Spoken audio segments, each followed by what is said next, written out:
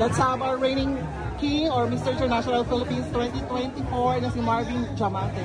Marvin, what can you say about the candidates of this year's Mr. International Philippines? Nagulat ako kasi after screening, nagbago talaga sila lahat. Yung iba lumaki katawan. Yun. And nakikita ko sa kanila lahat sila is determinado manalo. Yun. Good thing naman yun.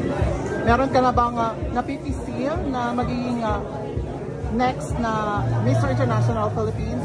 Actually, sa batch na to, medyo marami sila. Maging consistent lang sila and pakita lang nila kung sino talaga sila. Maging authentic. How was the judging for the preliminary competition?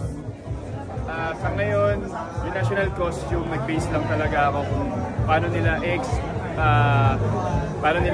execute express, yan. Paano nila express yung costume nila. Sa swimmer, medyo nahirapan tayo kasi halos lahat okay yung katawan nila. So, yun.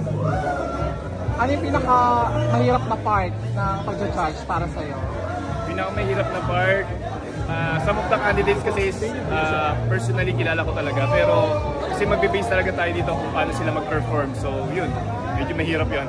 Alright, thank you so much. And you can invite our Mr. International Philippines fans and supporters to watch the Coronation Night. And everybody, I'm inviting you to please watch the Grand Coronation Night sa Sunday na yan. And yan, inaasahan ko lahat na sumuporta sa kanya-kanyang pagbato ng bawat lugar nila.